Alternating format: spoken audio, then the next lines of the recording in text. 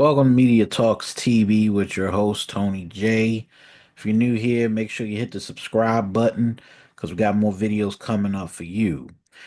This has been a breaking news exclusive uh, for Media Talks TV.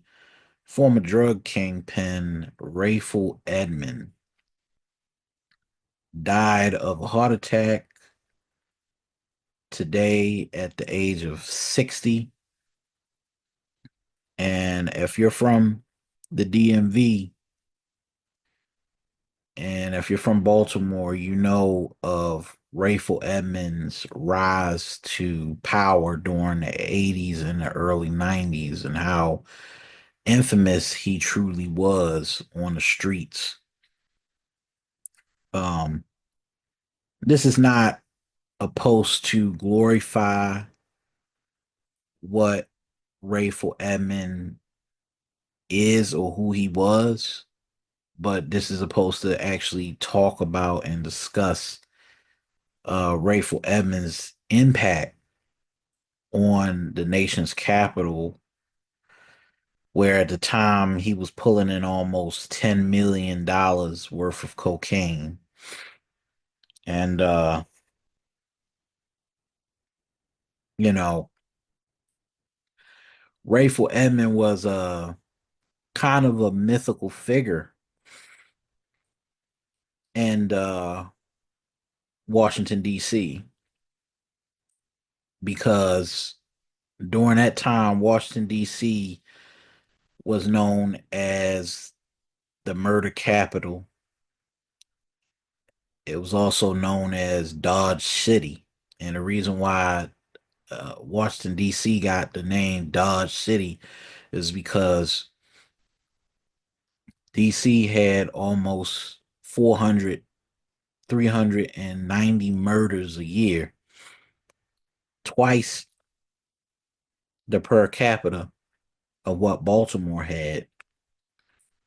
And when we talk about Washington, D.C. during a crack era, which was between 1986 and 1996, Washington, D.C. was not a place that you wanted to go.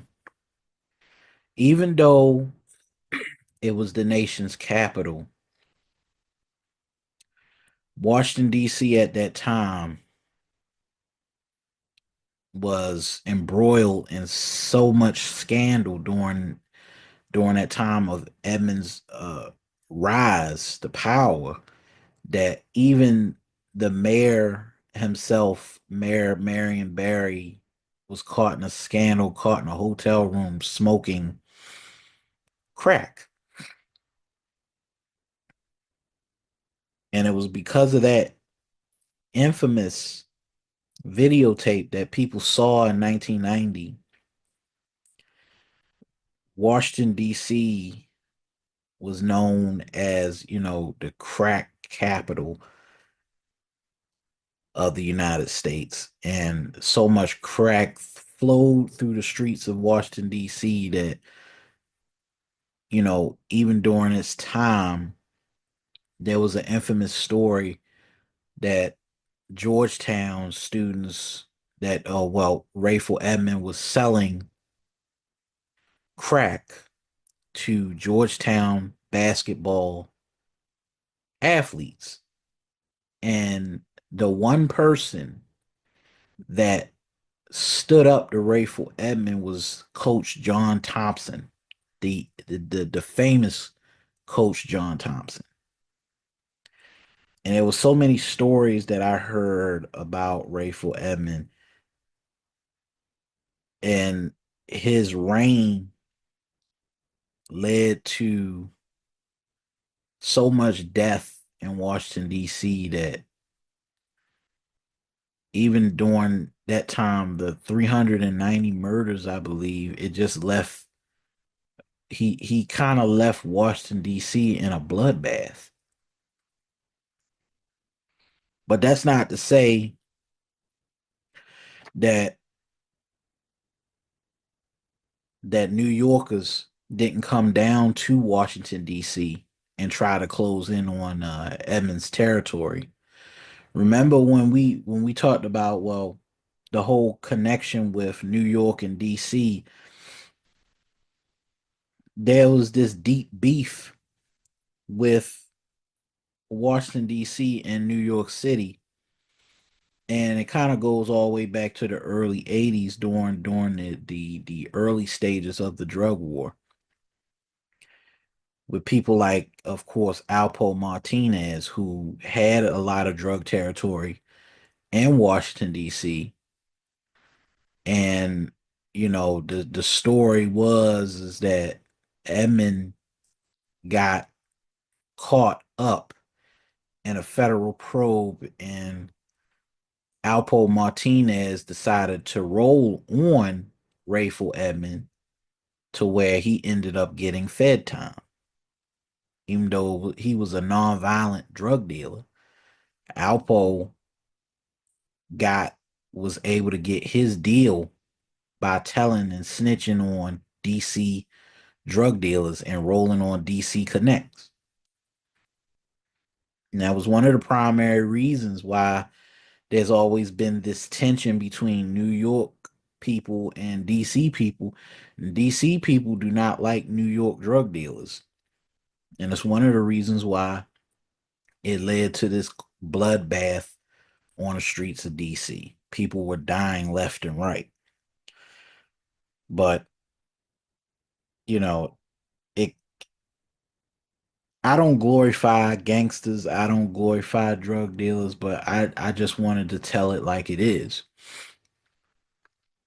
Rayful Edmond had a very big impact on Washington, D.C. Washington, D.C. is not what it once was, but Washington, D.C. back in the 90s, when you talk about D.C. in the 80s, going into the early 90s, D.C. was not a place you wanted to be. You didn't want to be walking any streets, especially near Northwest D.C. or Uptown or Georgia Avenue, because those were real cutout drug territories, especially on Southeast.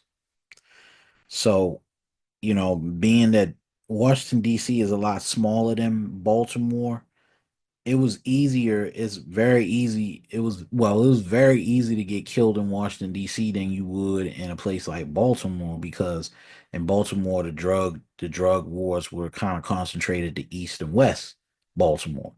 Whereas though in DC, it was northeast, all of northwest, and parts of southeast.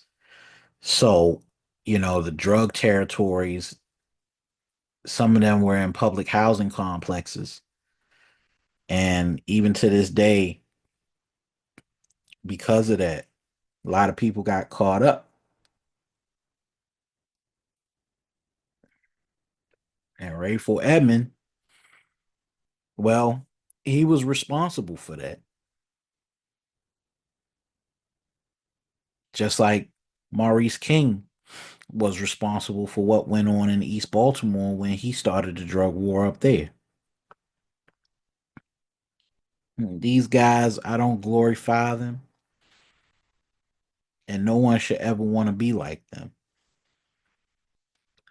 But just like people like Larry Hoover, Bumpy Johnson, all these guys, these were street legends. And, Rayful Edmond had a very unique story because Ray was raised in the drug game. His family was in the numbers game, and it morphed into something that became a part of his life. And drug dealing was all he knew. But what made him so famous was the amount of drugs that he was moving and the amount of money that he was making, $10 million a day.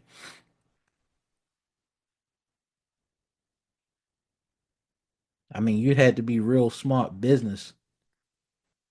You'd had to be a real smart businessman to move $10 million of cocaine a day. And that's exactly who Rayful Edmond was.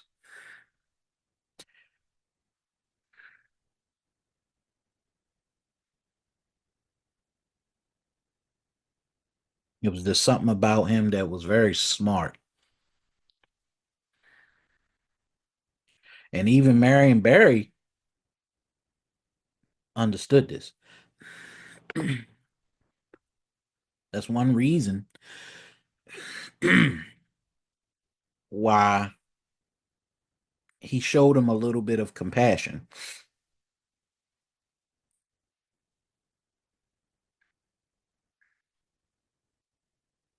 because maybe he understood what it was, what turned Rayful Edmond into this kingpin of sorts.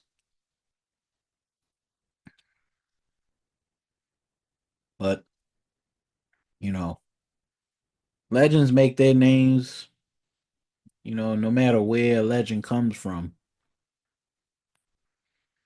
And I just wanted to make a point, really. He was a street legend, he was a DC legend. But just like Marion Barry,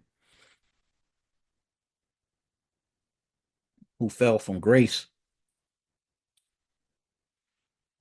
and then got a second chance to actually come back, who knows what Rayful Edmond would have become if he had still lived after he got released from prison. He probably would have been a force to be reckoned with in DC. He probably could have done some good to try and get these kids off the streets. And that's one of the main reasons why I'm making this video, because I feel like in a lot of ways we kind of judge drug dealers as being, scum of the earth and bad people, but at the same time, well, we gotta understand there's certain economic circumstances that drove these people to become who they who they were. They made a choice in life, and sometimes I reckon with the choices that I make in my life, and then sometimes I look at the people that were so gifted and so smart, and some of them end up being drug dealers as well. You know, when I think about uh Freeway Rick's story, how smart he was, and the fact that he wanted to be a tennis player like Arthur Ashe. All it took was one rejection, and he ended up turning to the streets. And sometimes I think about that very highly because, you know, sometimes we don't give the street hustler a chance to become better citizens for society, to give back what what they took from those communities.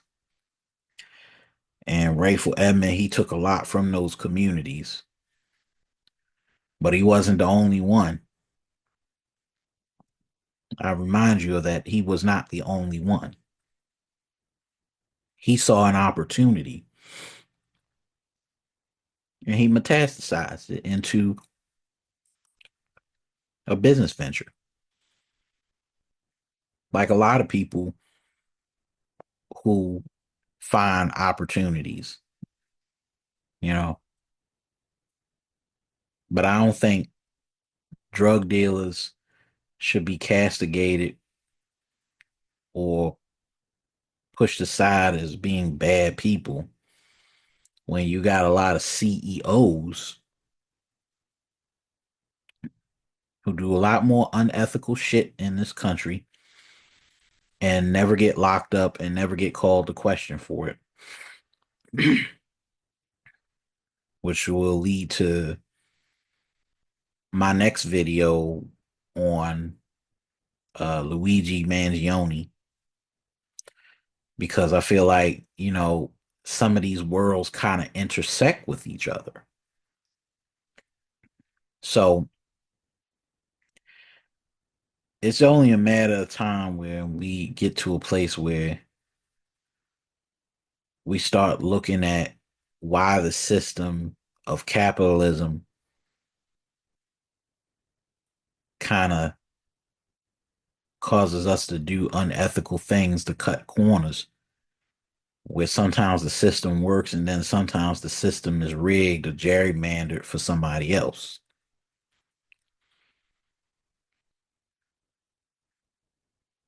And I say Rayful Edmond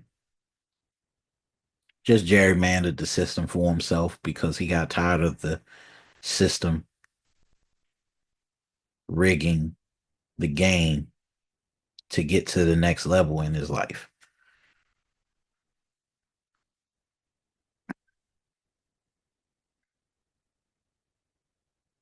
But that is his life. And he was born into it. And unfortunately, it led to a lot of carnage on the streets.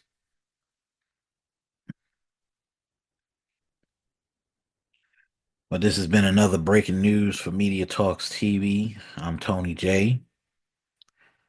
If you're new here, click the like. Make sure you share the video and subscribe because we got more content coming. I'm Tony J and I'm out. Peace.